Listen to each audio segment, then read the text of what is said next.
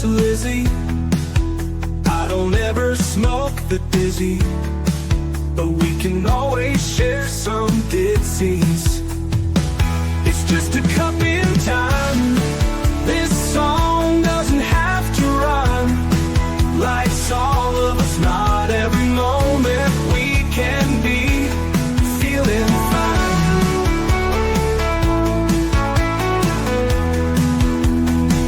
I wanna share a moment, just a second if you will, maybe even a cup of thrill. We could share this performance. It's tea time, come sit with me. Well, welcome guys, Miss Liz in the house, that's right. And we have the last tea time of February 2026, and we have Chester L. Richards in the house. And we're going to talk about Star Trek and rockets and adventures. That's what we're going to talk about tonight. But before we get started, you guys know how Miss Liz rolls. Get over to all the platforms, Facebook, LinkedIn, Instagram, TikTok, Spotify, YouTube, all of those good platforms. Give that a like, follow, and subscribe, and get these tea times out there. If they do resonate with you, or you do know that someone needs this tea time for an uplifting or just to enjoy an hour of entertainment, send that tea time to them.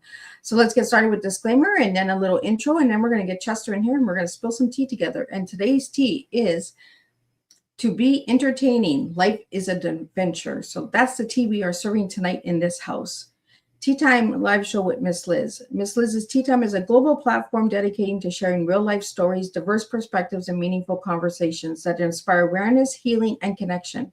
Miss Liz is going live using StreamYard. Before leaving a comment during the live broadcast, please grant StreamYard permission to see your name at StreamYard.com. Please be advised that all the content brought forward during any Tea Time show is presented in good faith. However, discussions may include opinions, beliefs, and perspectives that do not necessarily represent the views of Miss Liz or the Tea Time platform. Information shared by the guests is based on their own experiences and is perceived to be accurate at the given time of airing. All guests, viewers, and participants are responsible for using their good judgment when considering any action or decision that may relate to these discussions. Some episodes may cover sensitive topics, including but not limited to trauma, abuse, grief, mental health, and other emotionally triggering subjects. Listeners' and viewers' discretion is strongly advised. Tea Time with Miss Liz is an open discussion forum designed to offer insight, inspire awareness, and create connection. It is not a substitute for professional, medical, legal, or therapeutical advice. If you require professional support, please seek assistance from qualified professionals or trusted resources in your area. If you have any questions regarding this disclaimer or the content of this discussion, you are welcome to contact me, aka Miss Liz, directly at my email at bookingmissliz@gmail.com, or check out my link tree at Miss Liz's Tea Time. By choosing to participate in, comment on, or view these live shows, you acknowledge and accept this disclaimer. Your participation is entirely voluntary. Miss Liz welcomes you to join the conversation with an open heart, and if at any time you feel this platform is not right for you, I respect your wishes and decision and welcome you back whenever you're ready. Tea Time with Miss Liz is serving truth and awareness one cup at a time.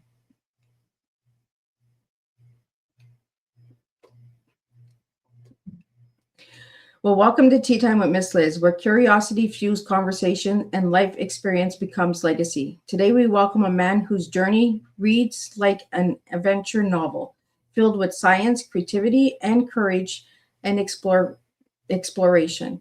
Joining us is Chester L. Richards, retired aerospace engineer, prolific inventor with 19 patents, composer, storyteller, and lifelong adventurer. Chester's career spans decades of innovation in space technology, yet his creativity does not stop at engineering. While still in college, he co-authored the iconic Star Trek episode, Star Trek titled The Tolian Web, proving that imagination and science often walks hand in hand. From river rafting in remote locations to surfing, composing music, and contributing to cutting-edge aerospace advancements, Chester's embodies what it means to live a life of boundless curiosity. So grab your cup and lean in. Today's Tea Time is about exploration, not just about space, but of possibilities. Let me get Chester in here and let's spill some tea together. Welcome, Chester. Well, hi. It is a pleasure to have you here, Chester. It's a pleasure to be here. So, Chester, who were you as a little guy and who is Chester now? Oh, uh, I was a little guy who was the same as the guy who's standing in front of you right now, except I didn't know nearly as much as I know now. So, Chester, what got you into the rocket and science? Um, well, I got hooked on science fiction when I was a little kid. I started reading it probably when I was about 7 or 8 years old. And I read pretty much everything that was being published through the golden age of science fiction, which was late 1940s through early 1960s. So that pretty much shaped who I wanted to be, where I wanted to go with my career, and so on. So I studied physics and I studied engineering professionally. So, how old were you when you got into that field? Well, I was a teenager when I started college. Yeah, so 17. So, can you tell us what adventure it was to work with rockets and space and all of that incredible stuff? Well, I think it's probably more seems like more of an adventure in retrospect than at the time, because at the time you're doing a job with people. You've got assignments that you have to work through. Some of the assignments can be extremely challenging. The fun part, I think, is twofold. Number one, the satisfaction of doing something creative. And secondly, the quality of the people that you're working with.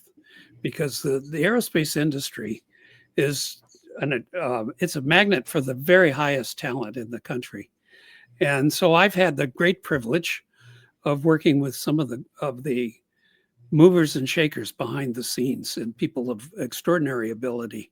And I've written about a lot of these individuals, the ones that I think really stand out. I've definitely written stories about these people, and they're in the books.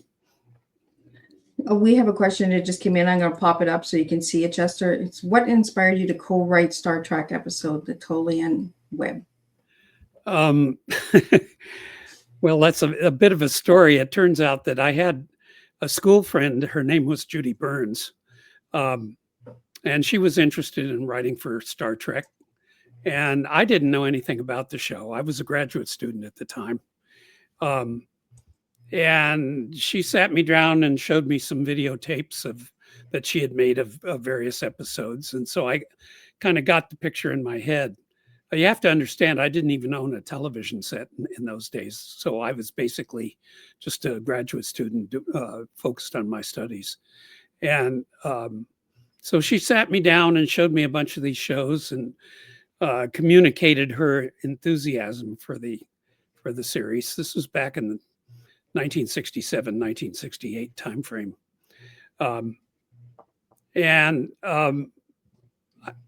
The show went off the air after the second season, and Judy was working pretty hard to get the show back on the air, working with other people, and they succeeded in getting the show back on the air. In the meantime, she had decided that she wanted to do some script writing as a way of getting herself involved with the show.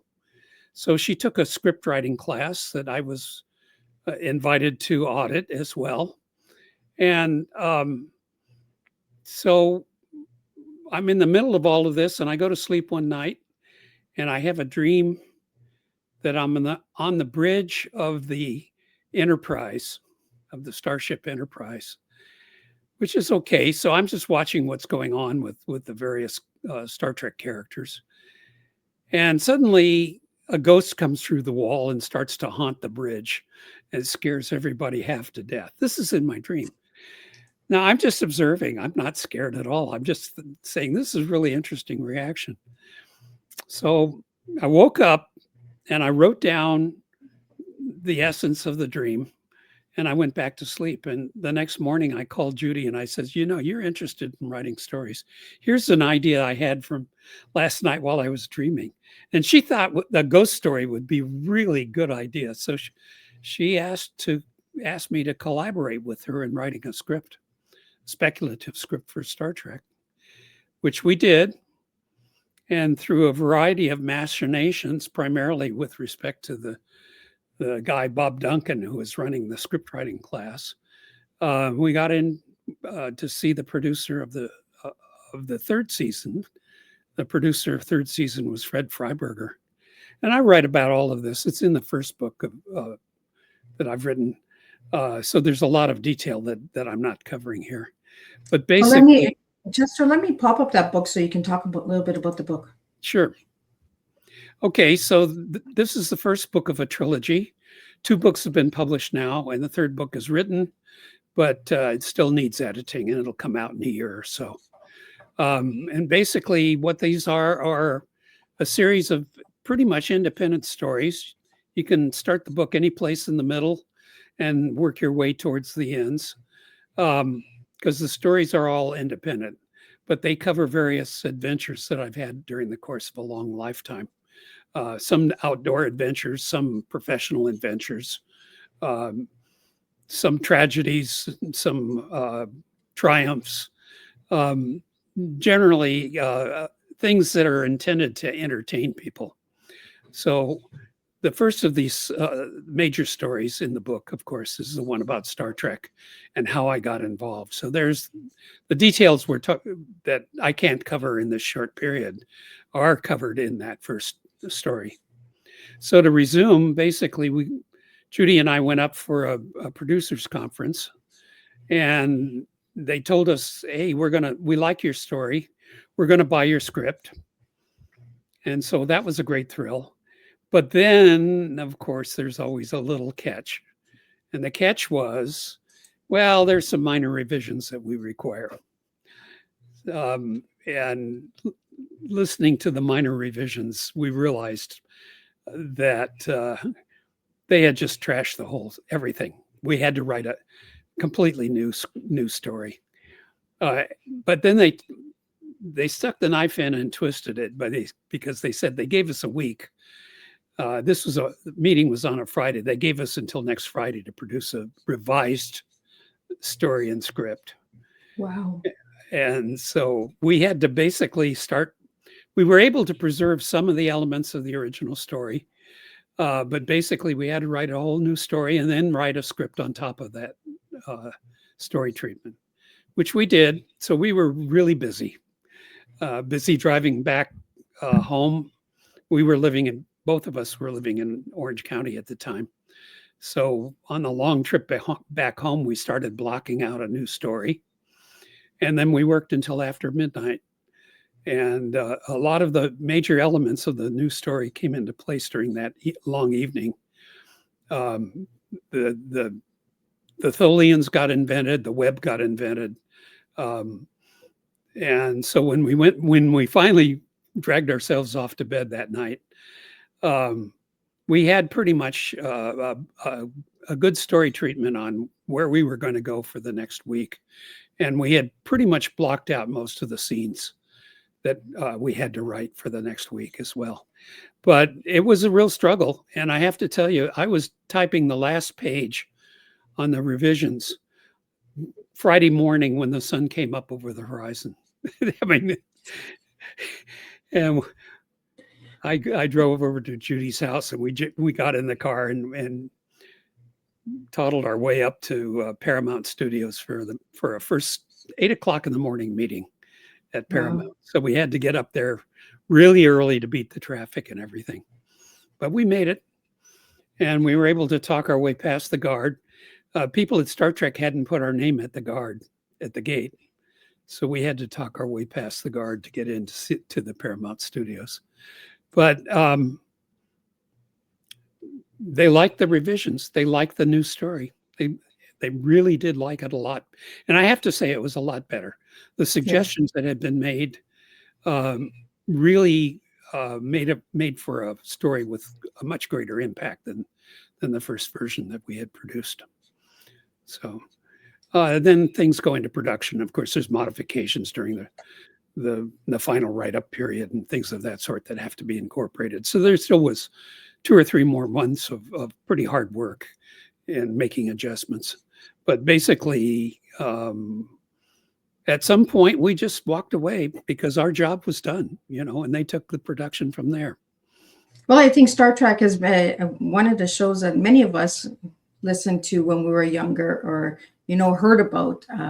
When I first was reading, when Shirley sent me your books and that, I was just like, oh my goodness, Star Trek. I remember watching that with my dad. Yeah. So we have some questions that are coming into the studio, and I just want to pop them up. Something Sure. about your patents. You have 19 patents. I guess would like to know which of your 19 patents are you most proud of? Well, I don't know that. Well, obviously my latest, which is my 20th patent, which was just filed, and was just issued by the patent office. So I've now got 20 official patents, and obviously the latest is your favorite. But I think probably the most significant invention that I've had, and I haven't patented most of my inventions. The patents are expensive. People don't want to spend the money unless they absolutely have to.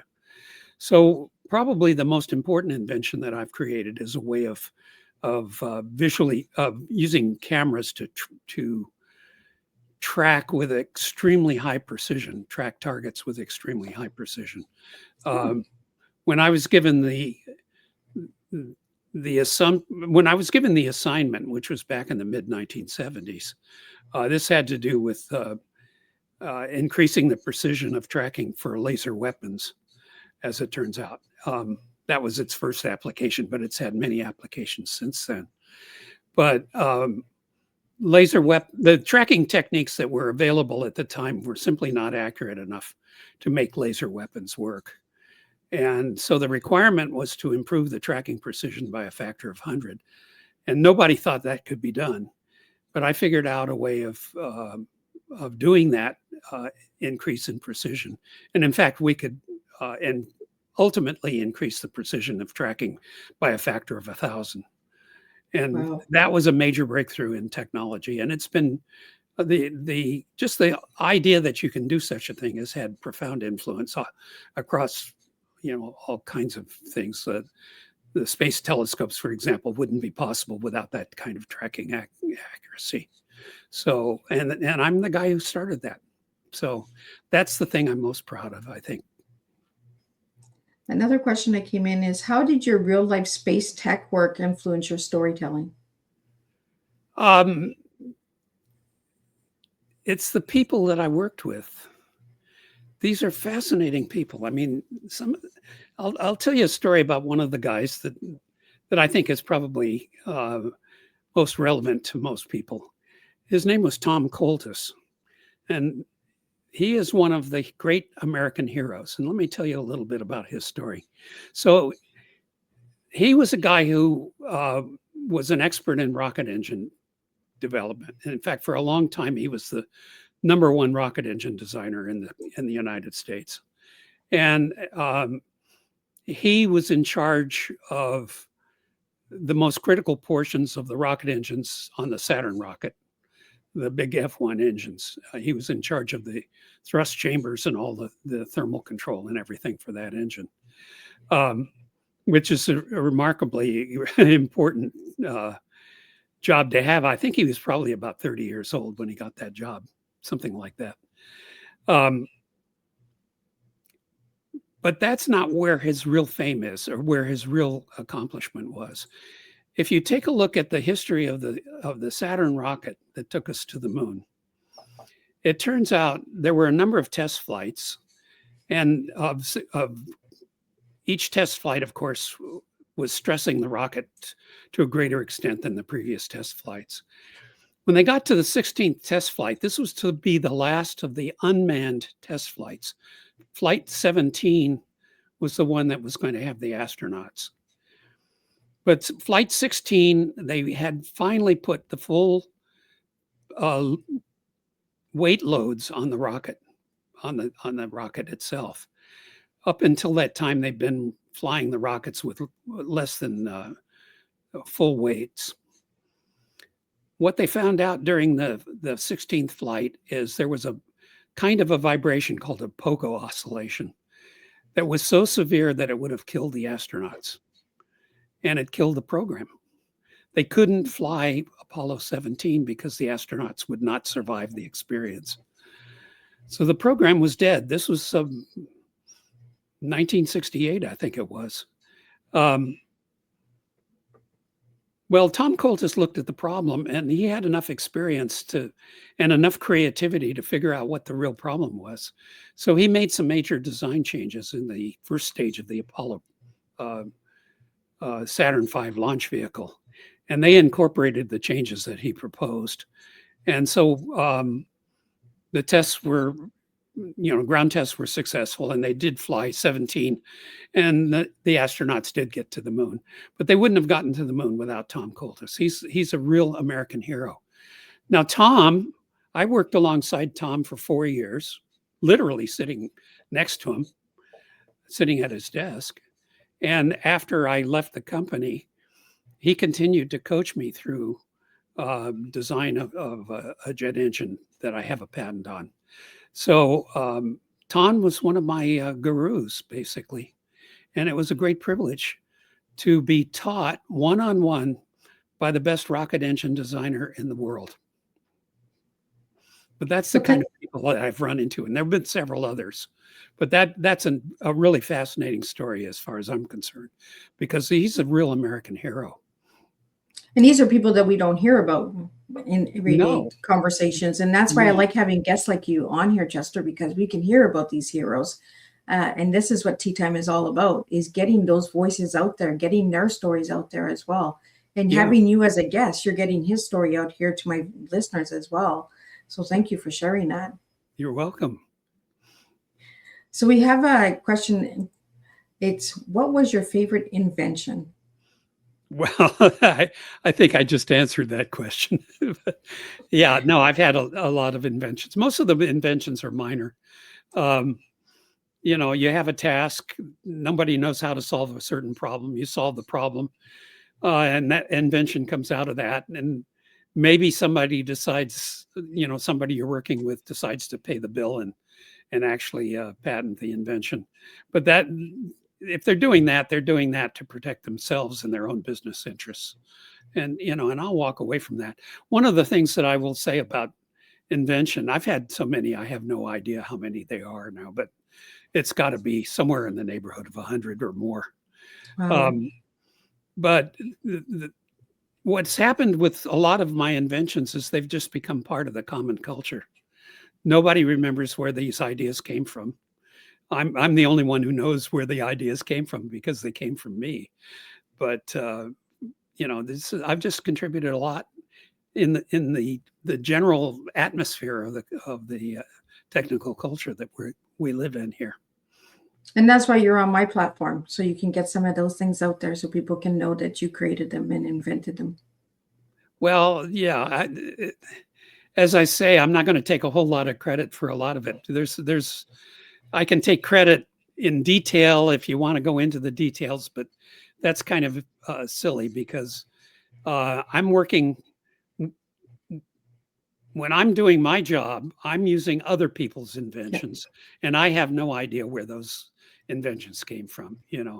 It's just part of the technical culture that I work in. But well, Chester, I'm going to pull up. There's a lot of creativity out there, and I make use of other people's creativity. We just had a question come in, and then I'm going to pull up book 2 so we can talk about book 2, because that was the book that I really wanted to talk to you about tonight. Sure. What advice would you give young engineers watching live? Enjoy your work. Don't become a rivet designer, what I call a rivet designer. In other words, don't do this stuff that's just repetitive.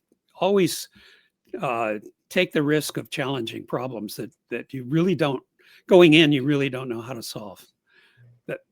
That's what makes for a very satisfying career. Well, let's pull up book 2 and talk about book 2. And how do you get the covers of book 2? Well, I leave it to professionals to figure out what the cover should look like. So yeah, the covers have been designed by professionals. I work with an editor who's also a publisher.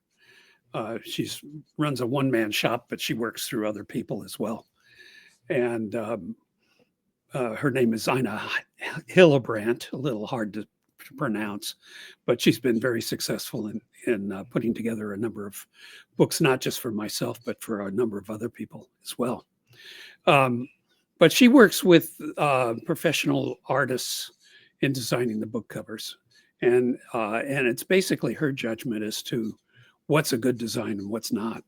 So I just leave it to her, and of course, I do the review, the final review, but I've been so pleased with the covers so far, so I haven't really done any interference at all. So Chester, what can we find in this book? I'm sorry, was that?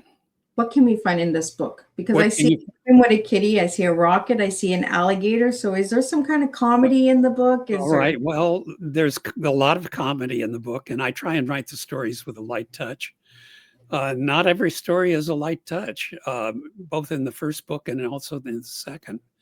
For example, the young lady up in the corner there is my wife, Sarah. Unfortunately, she passed away 20 years ago now, this May. We're coming up on the 20th anniversary. And that absolutely devastated me when she passed away. We'd been married a long time. And it threw me into the deepest depression, deepest despair.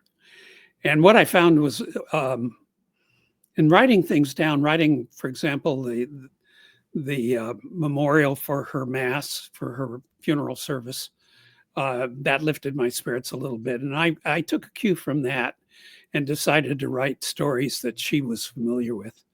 And so I just continued writing stories. And every story I wrote was basically a letter to her. And every story I wrote lifted me one step further towards recovery. And when I got through with that, I found I had a lot of stories. Eventually got back to something close to a normal life. And I just kept on writing because it turned out I was enjoying the process of writing. I guess her spirit was with me the whole time. And so that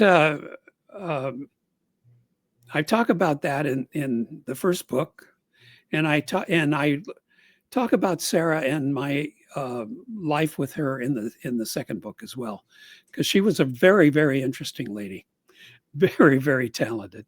She sang with the Seattle Opera. She was an opera singer, professional singer. She was a licensed psychotherapist who had quite a substantial impact on the local community here. She had 3 master's degrees in different subjects, by the way, so she was well educated. And she was also adopted into the Nez Perce tribe as a adopted Indian. So I actually am married. You see from the picture that she's a strawberry blonde, but I married a strawberry blonde American Indian, if you can figure that, by adoption, of course. No, she was an anthropology student, an anthropology major. And so she was doing anthropology work with the tribe up in Idaho. And the tribal shaman, a lady named Ella, basically taught her the art of being a shaman in the tribe, and Ella apparently adopted Sarah into the tribe as her daughter. So how did you meet Sarah? We met at a party and we got to giggling together. And when you giggle, right? When you giggle together about something or other, obviously there's a bond that forms at that point. And so I think we knew almost instantly. We actually met at a couple of different parties, completely separate parties, as it turned out. But the bond was there, and we knew it right almost from the beginning. We have a question that came in for you, Chester, and was there a defining moment that changed your career path? Yeah, I think there was. Back in the 1970s, I was working for a division of Ford Motor Company. And the boss that had hired me and who became a very, very dear friend of mine for the rest of his life. He went to take a position at another company, and we got another supervisor to take his place. And the new guy was really a bad supervisor. And I finally said, the heck with this. I'm not going to continue working at this place any longer. And I went out as a freelance engineer, going from job to job and earning my living as a freelance, which turned out to be a remarkably important thing to do, because what it allowed me to do was to bounce around the industry and get on the inside at many, many different companies and get to understand the industry in a way that most people never get to understand. And I got to work on a remarkable variety of projects as a result of being a freelance. Eventually, I settled down. I got a couple of good jobs, but the final job I got was a job offer you just couldn't refuse. And I ended up finishing my career as an engineering fellow at Raytheon Corporation. As an engineering fellow, you're pretty free to do what you want. You're above the glass ceiling at that point. And so I had a lot of freedom, and I had the opportunity to work again with some of the really extraordinary people that work in that company. Well, Chester, I'm going to take you on a little venture. You had an encounter with a leopard. Yeah, well, what did that teach you? It was a very brief encounter, and it was a very friendly one. Actually, all I did was I said hello to the creature. But the story is that I was on an expedition in Africa, in the country of Ethiopia. There's a river, used to be a wild river. It's been dammed, unfortunately, since that time. But in those days, it was a wild river, very much like the Colorado River. And I went through a canyon that was very similar to the Grand Canyon. And so we were intending to go down this river on the second expedition that had ever been in that part of the world. This is an area that was completely uninhabited by the locals. So it was just wild animals and a few travelers that had been through there on the previous expedition, and that's it. But we did a get acquainted expedition in a different part of Ethiopia, down in the Afar Triangle, which is in the upper eastern corner of the country. And there's a little river called the Awash River.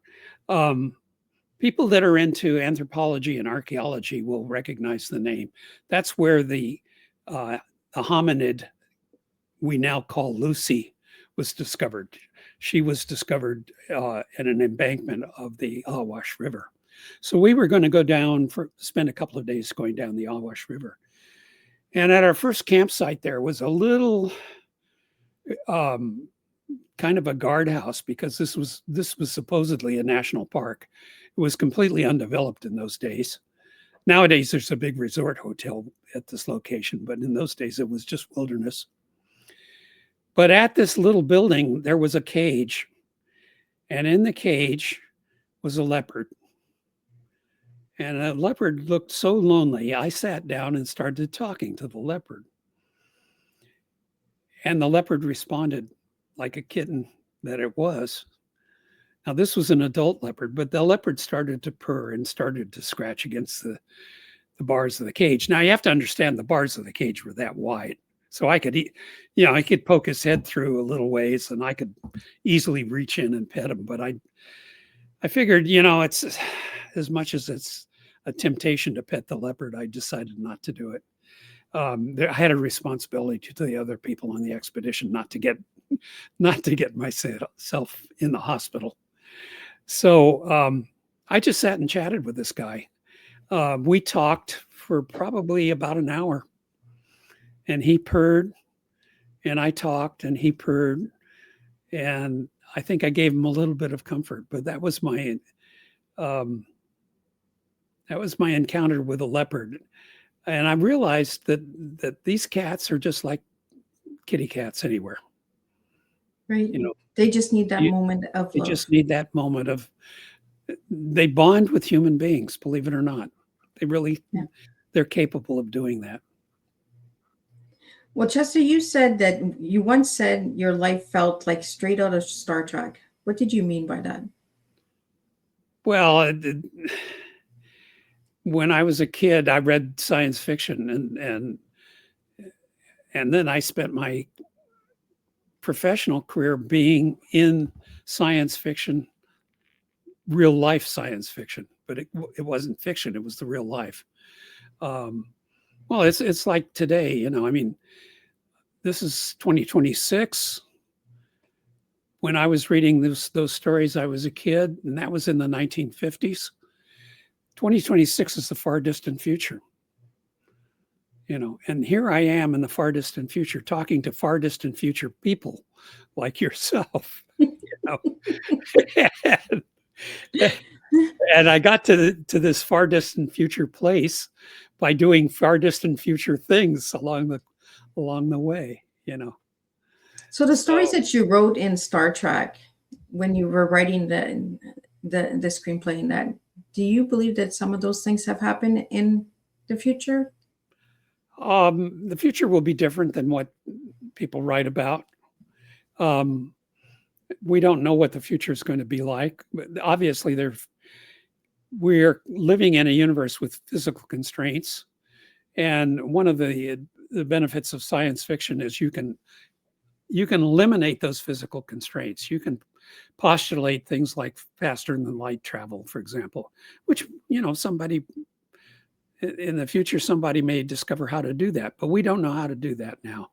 And so we can't even speculate more than writing stories about it. We really don't understand any physics that will take us there. But one of the insights that I had in reading a lot of stuff is that it suddenly occurred to me that a lot of the science fiction stories that I was reading were just pieces of real human history that have been transported into an exotic setting.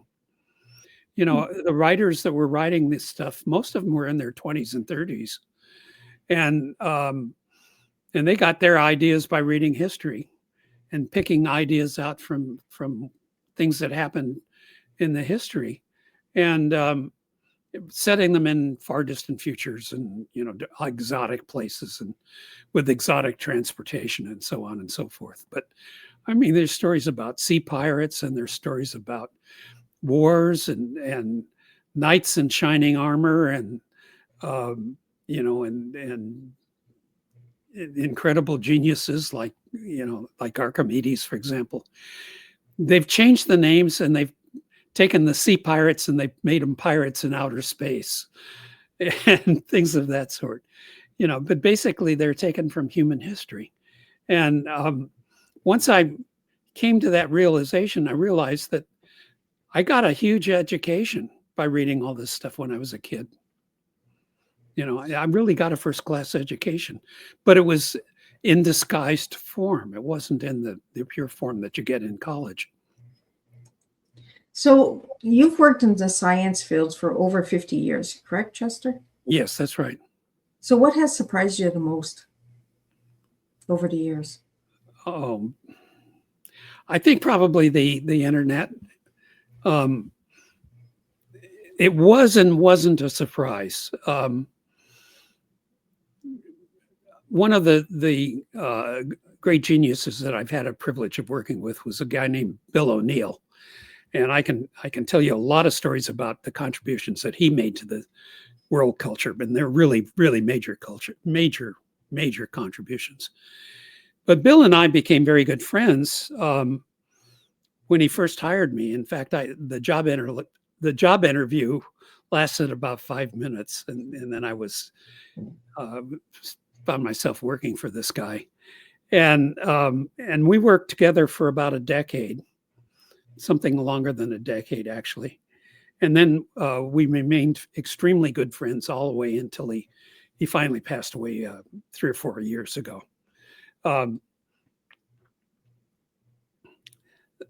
When Bill and I were looking at where things were going, I think it was probably around 76 or 77, something like that. What we did was we sat down one day and we mapped out conceptually what the world would look like in the year 2000 and subsequently. And we hit it absolutely dead on the money. This was an age where there were some experiments with personal computers, but they were very primitive. We knew about DARPANET, the internet experiments that were done, sponsored by the Defense Advanced Research Projects Agency.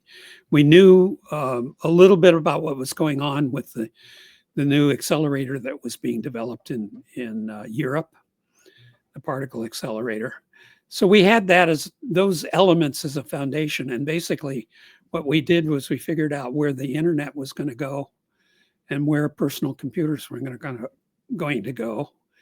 And I had already had the experience with a word processor, because what we did in writing that script for Star Trek, the final version of the script that had to get out, I was typing with the university's single word processor.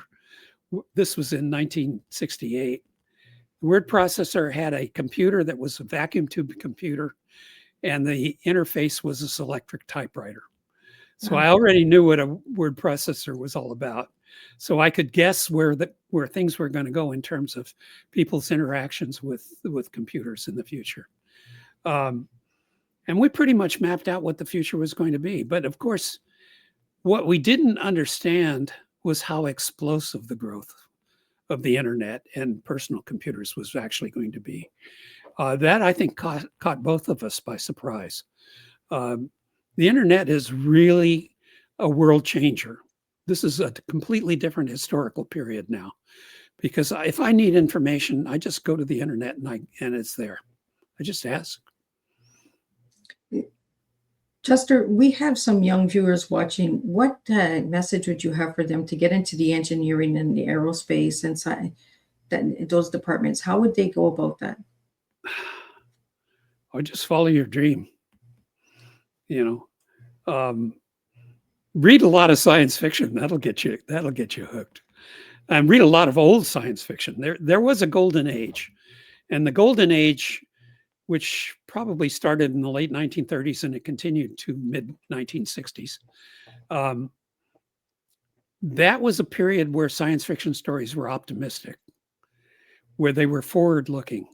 What happened in the late 1960s and continuing through the 1970s, well, a lot of stories that were very negative were being written. And I would recommend, you will read those stories, but recognize that they're downers. And that's not where you want to go in the future. The future is an optimistic place. And go back and read some of the early stuff, because it was a lot more fun to read, actually. And it was very uplifting, and it really charged you into wanting to create the future. So that's my recommendation. Thank you, Chester. We have here, why did you choose to write openly about failure in your second book? I didn't choose to write. I got beat up by my publisher. You got to write this. Get a publisher. Yeah, it's a literally true story. I didn't want to write that. What I'm talking about in the failure, there's really 3 chapters there, and it had to do with my experience as a graduate student. I got all the way to the point where I was giving my dissertation interview with the committee, with the dissertation committee.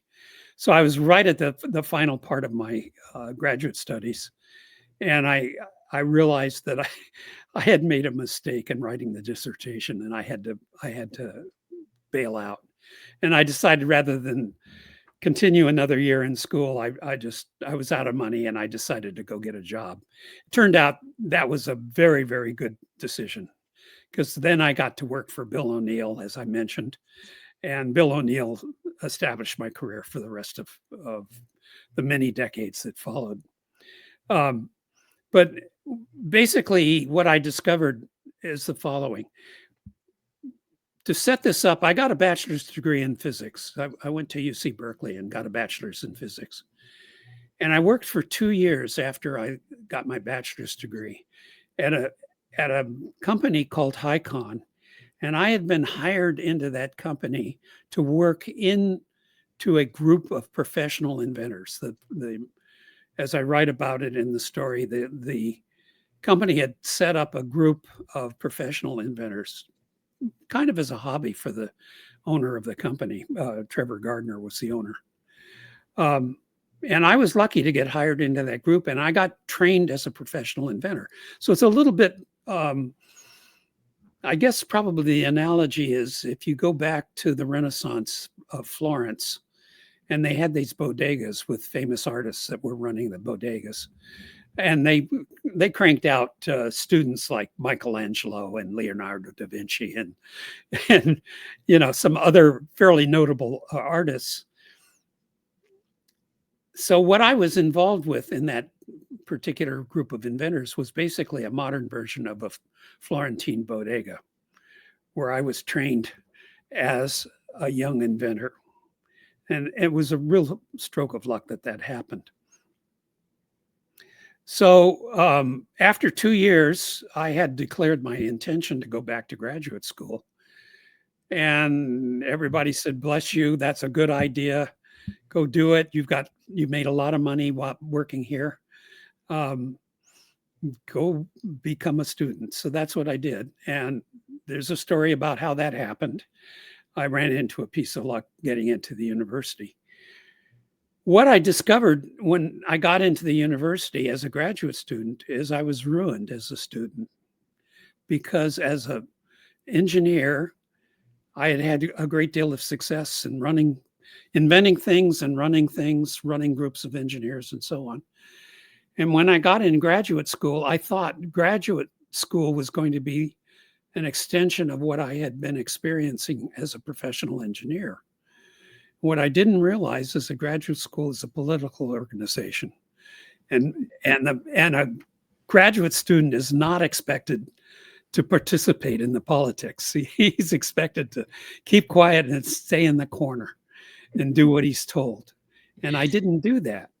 And I got into some real trouble, both in the physics department, and later I switched over to engineering, which was a little better, but I still had issues there.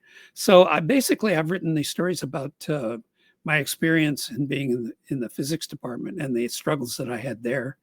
And then moving over to the engineering school, which was a really good thing that I did that, because what I learned in the School of Engineering served me extremely well in the years that followed after I left school.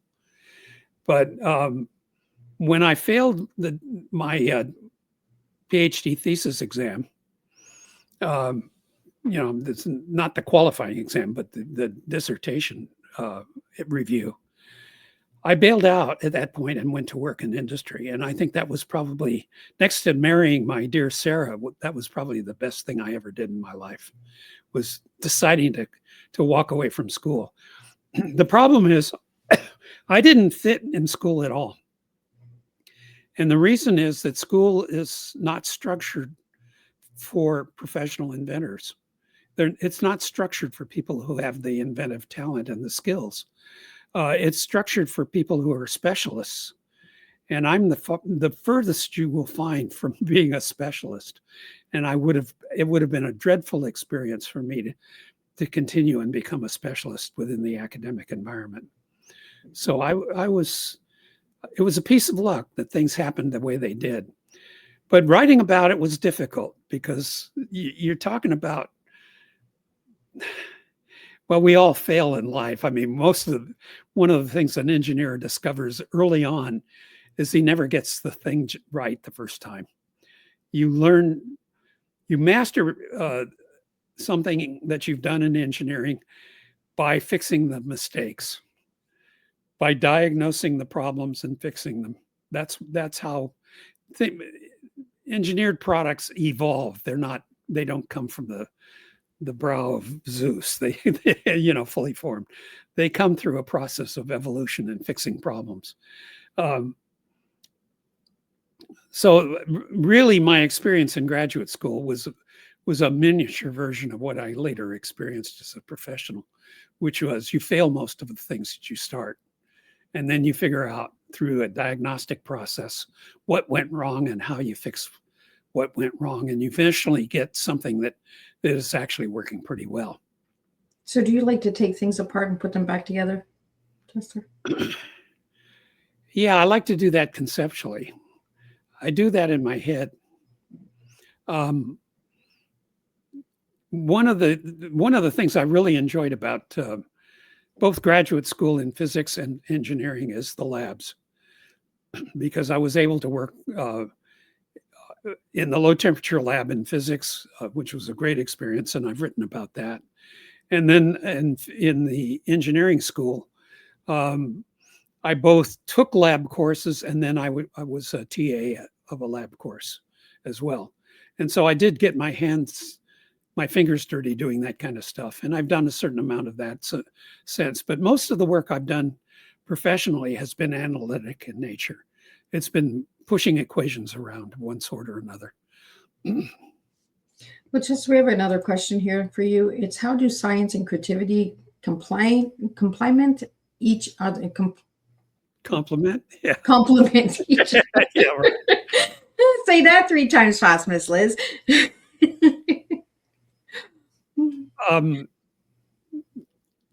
I guess the best way to explain that is science science isn't one big thing. I mean, it's a whole bunch of different things.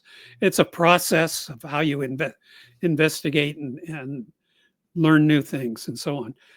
So there's a process, and there's also a store of discovery that's already been made. Science as a whole is extremely rich. And by exploring all elements of science, my background is physics and engineering, but I've spent a great deal of time looking at biology. For example, the thesis that I wrote in graduate school was a thesis in psychobiology, not in engineering. And what I was doing was I was looking at some problems in psychobiology from an engineering perspective. And so my background is professionally is also in biology as well, psychology and biology. And I've gotten inspiration by looking at how people in other parts of science than my professional part, how people have actually approached problems and how they've solved them and what they've discovered along the way. And there's stuff that's absolutely fascinating. I'm learning a little bit about molecular biology at this point, and there are some puzzles in there that are really extraordinary.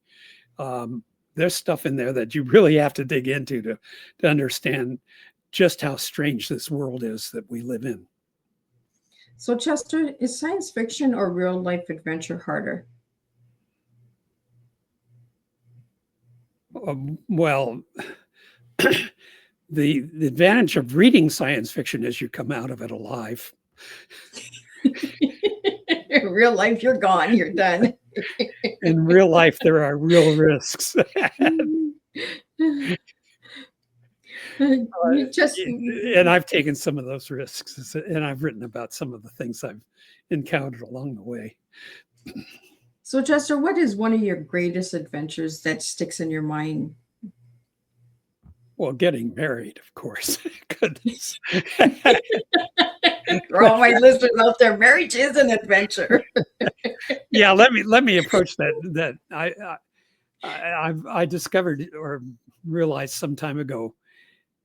Somebody asked the question, "What's an adventure?" And I had to think about that for a second. Adventure is anything you do that's brand new. Anything that you've never done before is an adventure. Getting a new job, getting married, having a child for the first time, but in successive children as well. Going to a new school, meeting new people, all of these are adventures because there's something in that particular circumstance. You've never done that particular thing before. And you've taken a risk in everything that you've done. When you take on a new job, you don't know if you're going to be successful at that job or not. You don't know how you're going to deal with the people that are involved in that position because they're established and you're not. So you're taking risks when you go into a new job, and that's an adventure. Anytime you do something that's really novel, you're guaranteed to take a risk in doing it, and you have to accept the fact that that's an adventure. That the risk is worth taking, or you wouldn't do it. But you don't know how it's going to come out. So, Chester, what's the best advice you ignored? Best advice I ignored. That's a hard one because I don't normally think about that. I really would have to think. I'm sure there are many examples of things that I've ignored that I should have done otherwise. Probably when I had what I thought was going to turn into a romantic relationship and I walked away from it. My life would have been totally different if I had gone in the other direction.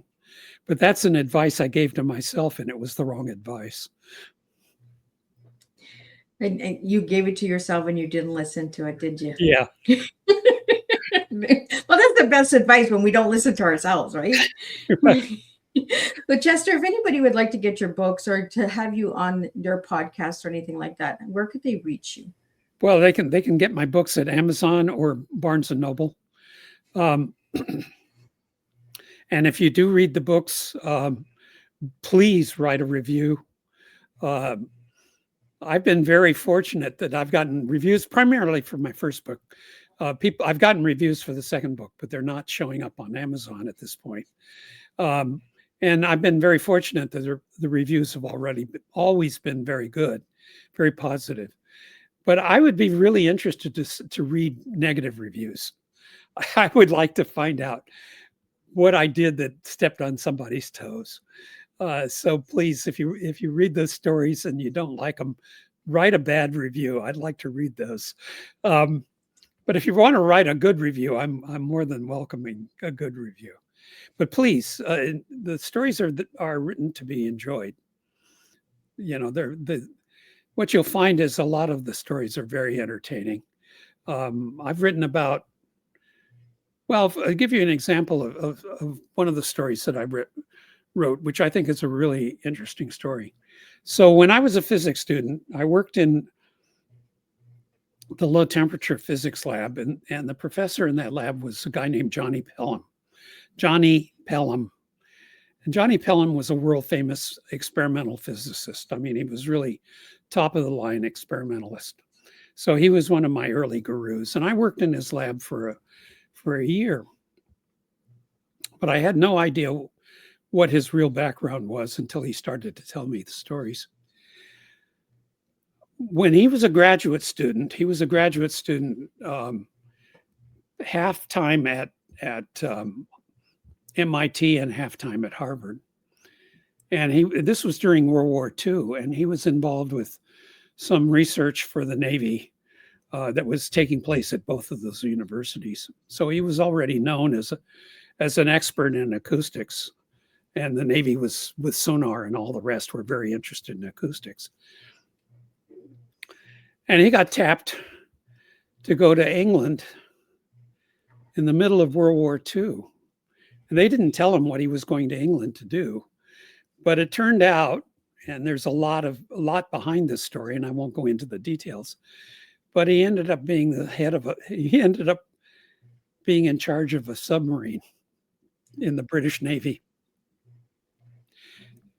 And he did some work as a submarine skipper.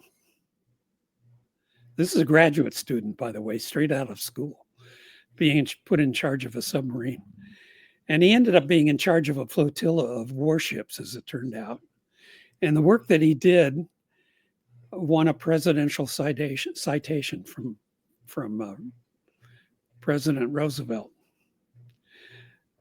So I've written that story, and it's a cracking good sea story about a guy I used to work for who told me this story, and I just wrote it down. And that's what it is, right? We have to share those stories and get those legends out there, because the people that you've mentioned tonight on tonight's Tea Time, Chester, are people that we don't know about, people that we've never heard of. Some of my listeners are just hearing their names for the first time. Go out and check and do the research on these incredible people. This is what I like doing with Tea Time, is I like getting those stories out there, getting people that we may not have known about had it not been for Chester coming and sitting and having tea with Miss Liz. So, well, yeah, and the only person who's really written these guys up is me. You know, I've basically written a little bit of their biographies, not a whole lot, but a little bit, just to give you an acquaintance with who these incredible people were. One of the people that I wrote about in the first book is a guy named Bob Pons. And he was my guru for a while. I basically learned system architecture from Bob Pons. Bob Pons was one of these, well, let me put it this way. He got his bachelor's degree from Caltech when he was 17 years old. wow. So, and he went to work for General Motors. By the time he was 30, he was the chief engineer of the Cadillac engine division of General Motors. He was in charge of all of the design and production of engines for all the General Motors cars and trucks. Wow. And he was probably about 31 or 32 years old at the time. He left General Motors for reasons that I write about in the book, went to work for Henry Ford. And the result of that was that Henry put him on a project that took him to Newport Beach, where I was working at the aeronutronic division of Ford Motor Company. And that's how I got to meet Bob Pons. Is he had taken his design team from Dearborn and moved them to Newport Beach. So that was because he didn't like the environment in Dearborn. It was just too stuffy. So with his design team in Newport Beach, he did the engines. If you've seen the movie Ford versus Ferrari. Oh, yes, I did. I did see that movie. I'm a car junkie, so. Yeah, Carroll Shelby had a car that had an engine, and that engine absolutely refused to quit when they ran it in the race, and they overdrove the engine, and the Ferrari engines were quitting, and the Carroll Shelby engine refused to quit. Well, that wasn't a Carroll, but that was Carroll Shelby's engine in that he was using it. But Bob Pons was the guy who designed that engine. And that was the project that Henry had put him into Newport Beach to do. Basically, what Henry Ford asked Bob to do was design an engine that would win every race in the world. And that's what Bob did. He designed an engine, probably more than one engine, that literally won every race in the world. And after that, Henry Ford called him up and said, "Come back to Dearborn." And Bob Pons says, "No, I don't." He says, "I like it at Newport Beach." He says, "I think I'll stay." This is a true story. So Henry Ford said, "Okay, fine, you're fired." So Bob Pons walked across the street to the administration building and got the job as an aerospace engineer. And that's how I got to meet him. So Chester, what's your favorite car? The one I'm driving, because it gets me from here to there. But if you could have a dream car, what would your dream car be, Chester? Well, I had a car. I had an Acura Integra, which they don't make anymore. And that was a sports car. And that really was a wonderful car to have and drive. Unfortunately, it didn't survive a collision. There was a guy running drugs who collided with that car. He was fleeing from He was fleeing from a drug bust. Can't get the words out. And I had a head-on collision with him, and it demolished my beautiful car. But they caught him, by the way. They caught the guy later on because his car was wrecked as well. And through the repair shops, they were able to locate the guy and arrest him and put him in jail. But my poor Integra didn't survive the experience. I'm a car junkie. I like the old style, the old details in the cars, the weight of the cars. I find these plastic cars that they make and now they're like, you blow them away like a kite. Yeah, well, that happened. There, if you go on my Twitter site, one of the things I do post on the Twitter site are photographs that I've taken over the years, but I also kind of ransack the YouTubes that are out there. There's a lot of very interesting YouTubes out. And when I find a YouTube that I think is going to be interesting to the community, I post that on my website, on my Twitter site. And you will find one of the postings, a discussion of the automobile in the 1970s and where it went wrong. So I recommend that you check that one out because I was working for Ford Motor Company at the time. And that analysis of what happened in the 70s is absolutely dead on. It smacks the bullseye of the target. There's a lot that happened during that period that was very negative. And what the person in the YouTube is pointing out is that basically what happened at all of the American automobile companies is that the accountants took over from the engineers. They pushed the engineers aside. And so you got a period of something over a decade where the American automobiles were really pretty junky. And that was when the Japanese and the Koreans moved in and with high quality vehicles. Now, American vehicles are back in being good, well-engineered vehicles, but there was a lot of damage done during that period. I will tell you, as an employee of Ford, as an engineering employee of Ford, none of my fellow engineers would buy Ford cars. Wow. So, Chester, what final message do you have for all the listeners tonight? What kind of message? I'm sorry, I missed that. The final message. Oh, final message. Don't be afraid of adventure. Don't be afraid of doing something new. You're going to take some hard knocks along the way. You might even, if you do crazy things that I've done, you might even get yourself killed, but at least you'll have fun doing it. So, and there is a reasonable chance that you'll survive the experience. And when you do, you will be a hell of a lot richer from having experienced these things than if you hadn't taken the risk and done them. Well, Chester, thank you so much for sitting and having tea with me tonight and sharing your stories with my listeners out there. I want to thank all the new listeners that have tuned in tonight and joined in and brought your questions. Thank you for that and bringing topic to the conversation tonight. I'm just going to do a wrap up of what tonight's tea time was, and then we'll wrap it up and we'll be back in March for the first tea time. What an inspiring and expansive conversation. Chester, thank you for reminding us that curiosity is not something we outgrow. It is something we cultivate. Your life proves that intellect and imagination are not separate paths, but partners in innovation. Tonight, we learned that adventure does not belong to youth alone. It belongs to anyone willing to keep asking questions, keep exploring, and keep creating. Whether through engineering, music, storytelling, or travel, you've shown us that life is richest when we refuse to stay small. To everyone watching, may you leave this tea time daring to explore your own frontiers, personal, creative, or professional. The universe is vast, but so is your potential. Until we gather again, keep your curiosity alive and your cup open to wonder. And I'll see you guys March 4th for the first tea time of March.